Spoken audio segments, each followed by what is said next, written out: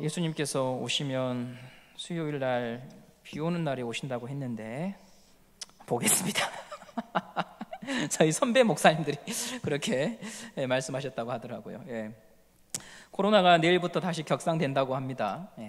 1.5단계로 격상이 된다고 해요. 하루빨리 안정을 찾을 수 있기를 기도합니다. 또 반가운 소식은 백신 개발이 완성 단계에 이르렀다고 하는 소식들도 들려옵니다.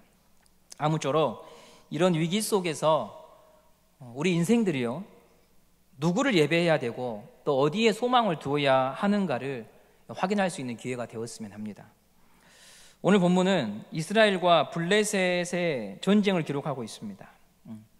이스라엘 왕이 그 왕의 자질을 평가할 때 빠지지 않는 요소가 블레셋을 어떻게 상대하는가, 이게 참 중요했습니다. 이스라엘 지도자들이 사무엘에게 쫓아와서 우리에게 왕을 주십시오 라고 할 때 그들이 갖고 싶었던 왕은 블레셋의 군주, 블레셋의 군주 같은 왕을 갖고 싶어 했어요. 이제 이스라엘의 왕이 세워졌습니다. 그리고 블레셋과의 전면전을 앞두고 있는데요, 지난주 13장에서 보셨듯이 이스라엘은 블레셋에 비해서 모든 것이 열세였습니다. 블레셋이 갖춘 군사적 자원은 이스라엘을요 모든 면에서 압도했습니다.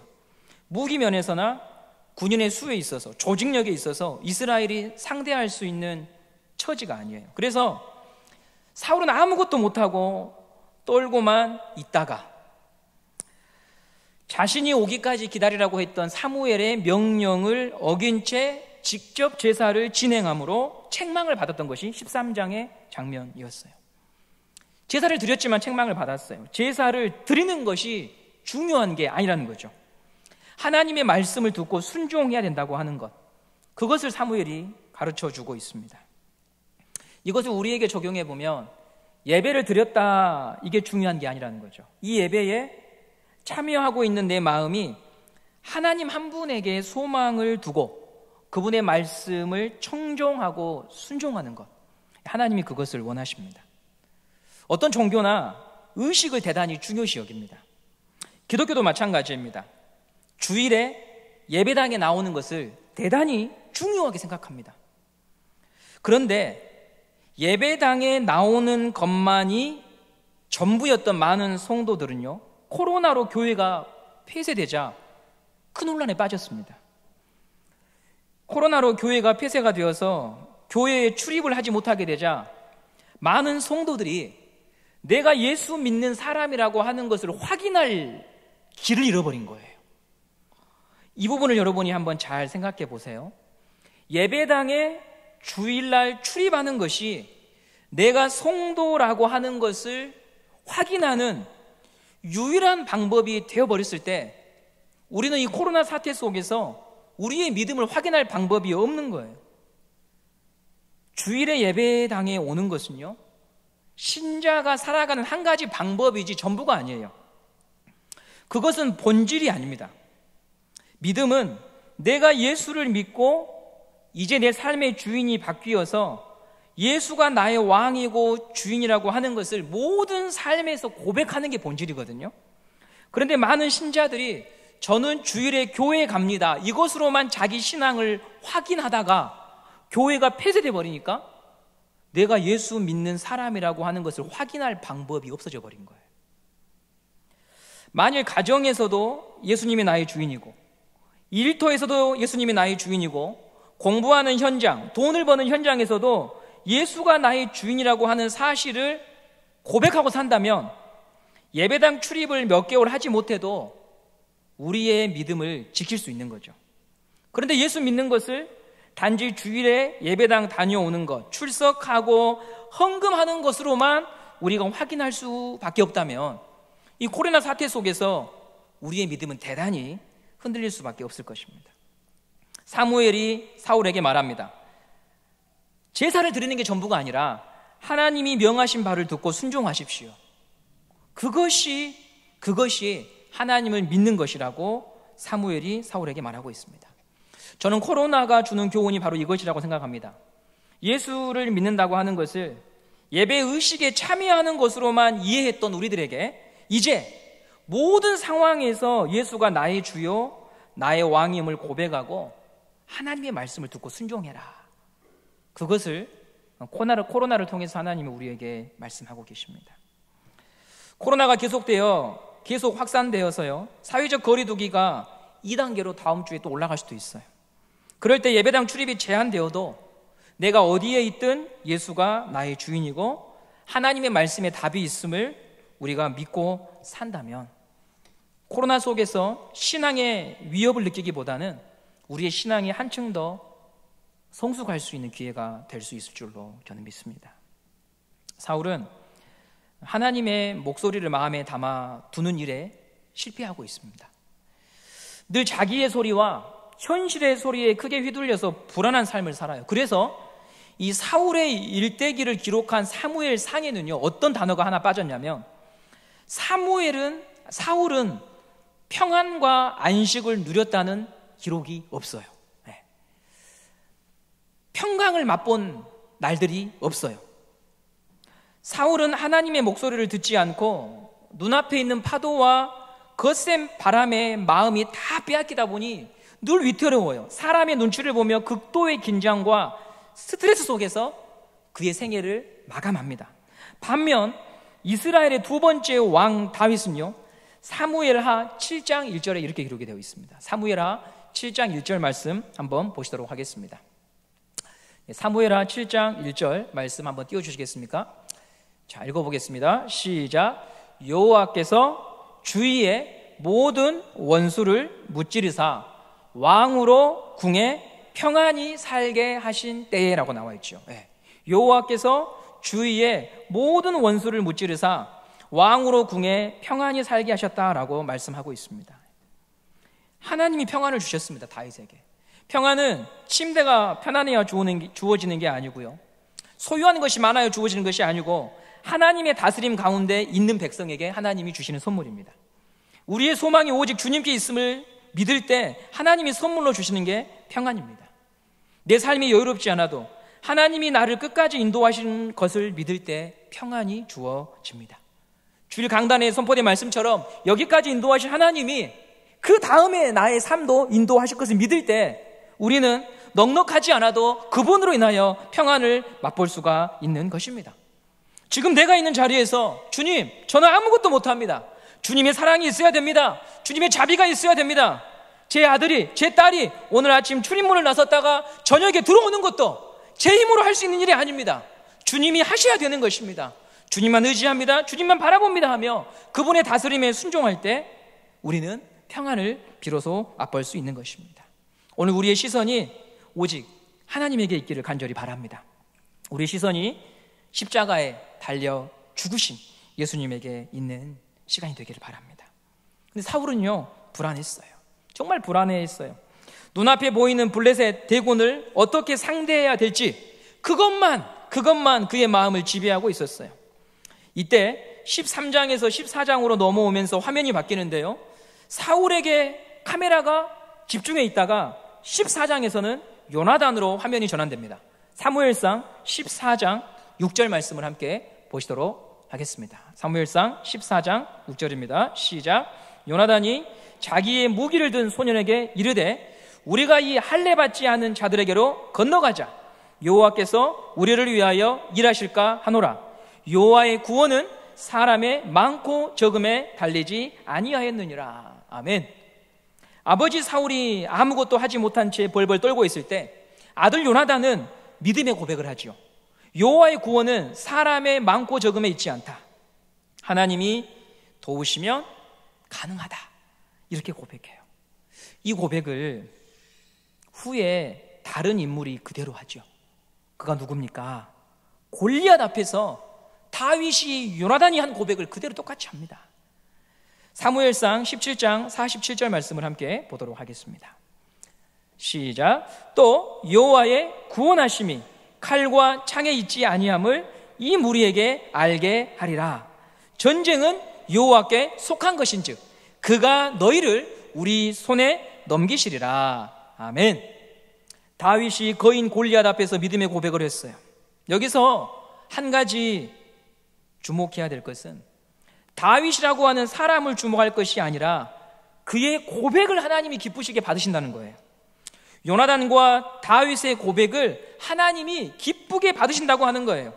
그들의 고백을 들으시고 하나님이 힘이 되어 주셨고 강한 팔로 그들을 붙잡아 주셨습니다.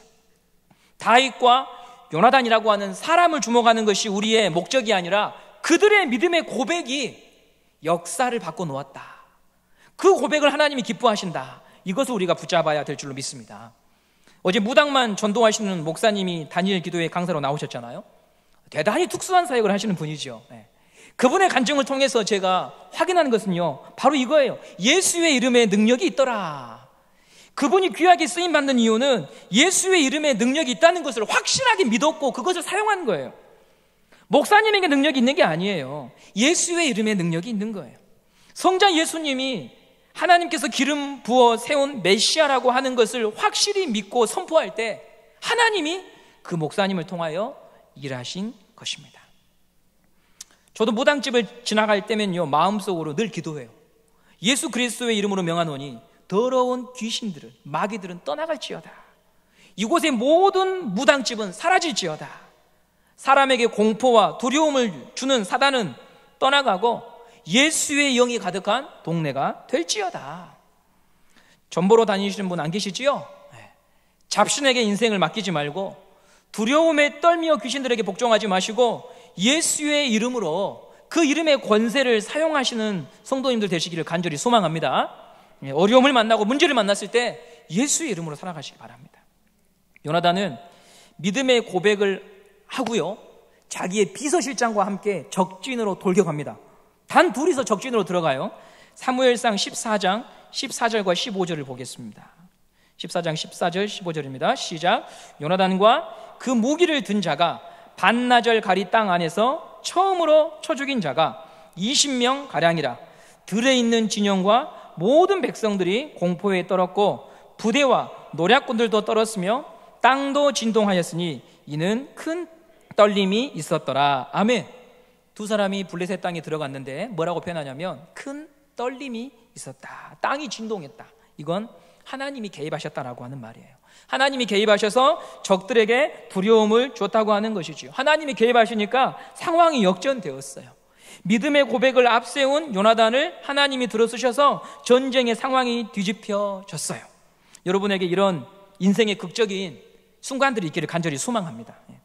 얼마 전까지 두려움에 숨어 있었던 사람들도요, 그 두 사람을 바라보면서 한 명 한 명 이 싸움에 가담해가지고 함께 싸워요. 그래서 큰 승리를 거두어요. 사무엘상 14장 23절 말씀을 보겠습니다. 시작. 여호와께서 그날에 이스라엘을 구원하심으로 전쟁이 베다웬을 지나니라. 아멘. 믿음의 고백으로 시작된 전투는 하나님의 도우심을 경험하는 장소가 되었습니다. 믿음의 고백이 있을 때 하나님이 일하셨습니다. 이렇게 요나단이 전투에서 큰 역할을 하고 전세를 뒤집어 놓았는데요, 그러면 왕인 사울은 뭘 해야 되느냐? 여세를 몰아서 승기를 확실하게 잡아야 되는데 이 사울이 오늘 우리가 읽었던 본문에 어리석은 명령을 내립니다. 우리 사무엘상 14장 24절 말씀을 보도록 하겠습니다. 함께 읽어볼까요? 시작. 이날에 이스라엘 백성들이 피곤하였으니 이는 사울이 백성에게 맹세시켜 경계하여 이르기를 저녁 곧 내가 내 원수에게 보복하는 때까지 아무 음식물이든지 먹는 사람은 저주를 받을지어다 하였습니다. 그러므로 모든 백성이 음식물을 맛보지 못하고, 사울이 지금 뭐 하고 있냐면요, 모든 백성에게 금식을 선언합니다. 금식을. 아무도 음식을 먹지 말아라. 전쟁에서 중요한 것이 먹는 거예요. 먹어야 싸울 힘이 있어요. 임진왜란 때 이순신 장군이 한 역할 중 중요한 것 중 하나가 뭐냐면요, 육지에 있는 왜군에게 전쟁 물자를 가져다 주지 못하도록 수군을 전부 괴멸시켜 버렸어요. 이순신 장군이 해전에서 백전백승을 하면서 일본군이 배에 실은 물자들이 다 바다에 수장이 되어버립니다. 먹는 것과 입는 것이 육지에 있는 왜군들에게 원활하게 공급되지 않아서 일본의 육군 병사들이 사기가 땅에 떨어져서 전쟁을 진행할 수가 없었어요. 전쟁에 있는 군인들을 먹이는 것은요, 전쟁의 승패를 가르는 중요한 요소예요. 그런데 사울은 지금 아주 어리석은 명령, 금식의 명령을 내리고 있어요. 전쟁이 한창인데 병사들에게 음식을 먹지 말라고 합니다. 이 금식의 규례를 내리는 동기를 보면, 여러분이 가지고 계신 성경책 24절을 보시면요, 중간쯤에 이렇게 나와요. 중간쯤에 그가요, 왕권을 어떻게 사용하고 있는가? 내가 내 원수에게 보복하는 때까지 아무 음식물이든지 먹는 사람은 저주를 받을지어다, 이렇게 말해요. 이게 여러분, 사울이 지금 어떤 마음으로 왕권을 사용하는지 보여주고 있어요. 하나님과의 전쟁으로 보지 않아요. 누구의 전쟁으로 보냐면 나의 왕권을 위협하고 나의 나라를 무너뜨리는 적으로 보는 거예요. 왜 이렇게 되었을까요? 우리가 13장에서 계속 추적해 오는 것 중 중요한 게 뭐냐면 하나님의 목소리가 들리지 않아요. 하나님과 관계가 깨어졌어요. 하나님과의 관계가 깨어지면요, 모든 것이 개인적인 일이 되고 사적인 일이 되는 거예요. 사적인 감정과 원한에서 벗어날 수가 없어요. 공적으로 이게 교회를 위한 일이고 나라를 위한 일이고 이런 게 없어요. 내게 주어진 직분과 권한이 하나님이 하나님의 나라를 위해 주었다고 하는 그런 개념이 없어요. 나한테 편한 대로, 나한테 유익이 되는 대로, 나한테 이익이 되는 대로 그렇게 모든 사안을 판단할 수밖에 없어요. 바른 결정을 내릴 수 없고 어떤 사안을요 공정하게 진행할 수가 없는 거예요. 사울은 전쟁에서 승기를 잡은 지금 병사들을 잘 먹이고 입혀서 블레셋이 다시는 일어서지 못하도록 하는 기회를 얻었는데 이 순간을 놓쳐버리고 엉뚱하게 금식의 규례를 맹세하고 금식의 규례를 선포하고 이 금식을 위반하는 자는 저주할 거라고 하는 맹세의 규례를 남발함으로 이스라엘 공동체 전체가요 다 묶여 있습니다.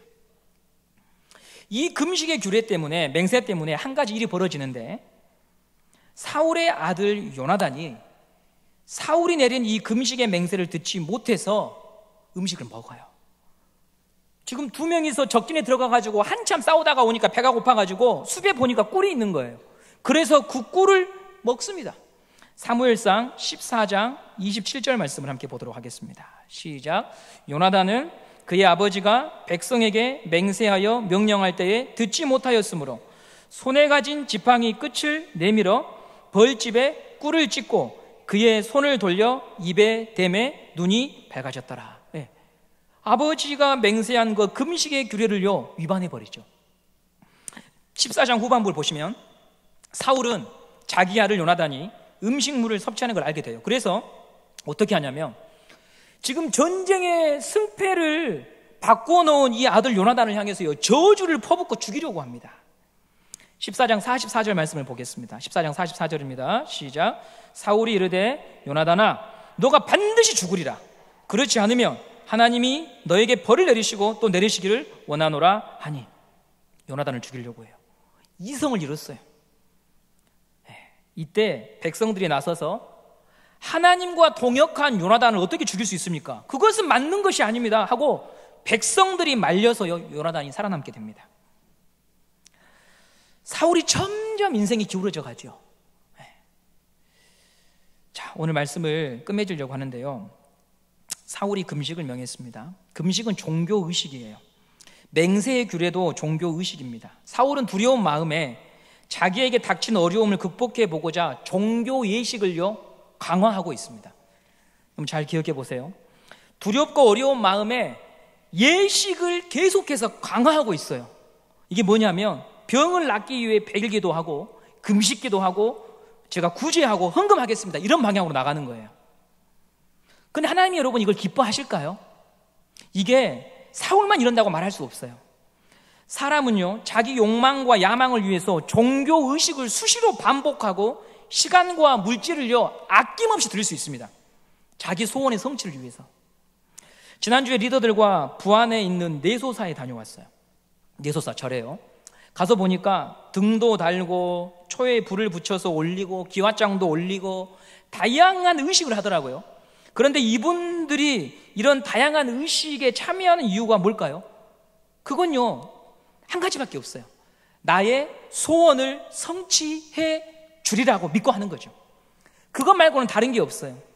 내소사에 보니까 삼성각 부처상이 있더라고요. 삼성각 부처상. 그 부처 이름이 삼성각이더라고요. 그날 거기에 등을 올리고 초에 불을 켜는 분들은 내소사에 있는 삼성각 부처가 누구인지에 대해서는 관심이 없어요. 그저 내 소원을 들어주면 오늘은 내소사에 모신 부처에게 빌고 내년에는 백양사에 모신 부처에게 치성을 드릴 수 있어요. 그것이 이방 종교인들이 갖고 있는 신심이에요. 지금 사울이 보여주고 있는 모습이 그런 거예요. 종교의식을 강화해서 자기의 목적을 이루고 싶은 거예요. 그런데 하나님은요, 성경에 나타난 하나님은요, 이렇게 말해요. 나는 그렇게 못한다는 거예요. 그래서 사무엘을 통해서 하나님이 하신 말씀이 제사보다 청종이 낫다고 말씀하시잖아요. 번제와 수장의 기름보다 하나님을 아는 것을 하나님이 기뻐하신다고 말씀하시잖아요. 나는 너희들에게 조종당하는 신이 아니야. 나는 사람들에게 휘둘리는 신이 아니야. 고기 몇 점에 돈 몇 푼에 해하는 신이 아니야. 하나님이 그걸 우리에게 계속 말씀하셔요. 그럼 하나님은 어떤 하나님이냐? 인격적이신 분이에요. 인격적이라고 하는 말은 하나님은 사람을 함부로 대하지 않으셔요. 좀 더 자세히 말하면 공포와 힘으로 사람을 제압하지 않으셔요. 하나님은 인간을 향해서 무한한 오래 참으심과 사랑을 보여주시고 그 사랑으로 우리를 항복시키시는 분이에요. 이게 인격적이라고 하는 말이에요. 너 나 안 믿으면 죽어 이렇게 찾아오신 분이 아니고 자기의 아들을 십자가에서 죽이시는 그 사랑으로 하나님의 사랑이 얼마나 크고 깊은가를 통하여 우리가 두 손 들고 하나님 앞에 나오게 하시는 분이 하나님이시라고 하는 거죠. 우리가 종교적 의식을 열심히 지키는 것을 하나님이 원하는 게 아니라는 거예요. 자식들이 아버지 생신 챙겨드리고 어버이날 상다리 부러지게 차려준다고 해가지고 부모가 그거 놓고 기뻐하는 게 아닙니다. 범사의 부모의 사랑을 기억하고 살며 아버지의 말씀을 존중하고 아버지의 가르침을 무겁게 듣고 그 가르침대로 사는 자식을 볼 때 부모는 인생의 고된 수고와 슬픔을 잊고 이 자식은 정말 나의 기쁨이라고 말하는 거죠.